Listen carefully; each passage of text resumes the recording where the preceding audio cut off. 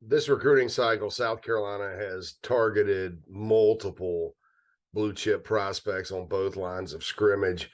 I think they're well on their way to finishing out what they started, given the most recent commits. Marquis Anderson, four-star offensive lineman from Dorman High School in Spartanburg, South Carolina. Dorman's been a place where South Carolina struggled to get players over the years. I think it's been since the 2005 class since they've signed a player. And Dorman's one of the better programs in the state, so that means a little bit right there. Big Tree Babalade out of the DC area, DeMatha High School, certainly is a big athletic prospect who had offers from everyone. South Carolina's trying to make inroads in the DMV and certainly did a really good job landing him over Maryland, Rutgers, and others. Jatavia Shivers from Villa Rica, Georgia, was sort of an understated commit, but the former Vandy commit, 6'7", 295 pounds. The Gamecocks beat Auburn and Michigan on him. May not be a player that can come in and start right away, but in 2 years, keep your eye on Jatavia Shivers. And that all adds on to Trevon Ball, who's one of the more athletic offensive guards, interior prospects in the South, who the Gamecocks landed early out of Atlanta. That's a really good offensive line class from the high school ranks as it is, but then you throw in Isaiah Jada from Snow Junior College in Utah, originally from San Diego, California, played at the same high school Reggie Bush did, made his way to junior college, has really slimmed down, reshaped his body.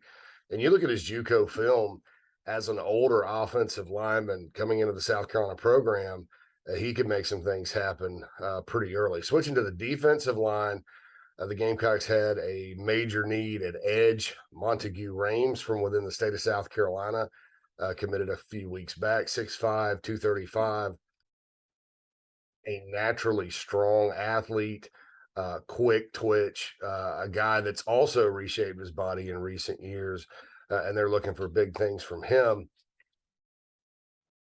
And then in a flurry last week, four-star defensive tackle Xavier McLeod from Camden. Once again, Camden, if you guys don't know, it's a high school that has not been good to South Carolina, a lot like Dorman.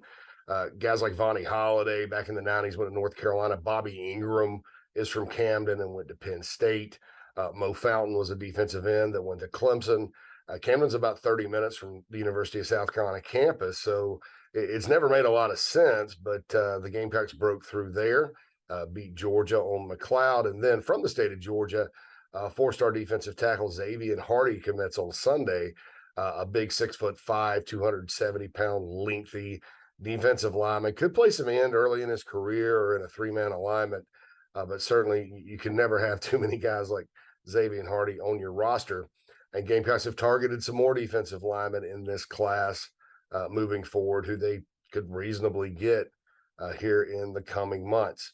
Overall, if you're at the University of South Carolina, you're not going to win very much if you don't recruit your state, particularly defensive linemen out of the state of South Carolina. The state of South Carolina now has had 8 four-star or better defensive linemen since the class of 2019. South Carolina's gotten 6 of them under Will Muschamp and now under Shane Beamer. So things are trending in the right direction on defense. Back to the offensive line, though, I've been covering South Carolina recruiting for almost 20 years. On paper, this could be the best offensive line class in the history of South Carolina recruiting. On paper. They don't play it on paper. It just looks really, really good right now, given the athleticism, the other offers these guys had. These are some highly recruited guys, and the guys that aren't, look really good upside wise in terms of body mass, the way they run around, and what they could be down the road. It's all developmental on the offensive line anyway, but these guys have the skill set and the tools to be quite good. So the Gamecocks set out this class to have a heavy line of scrimmage class, and they have so far done that and done a very good job. So keep an eye on it and see how much more these line classes at South Carolina end up growing between now and signing day.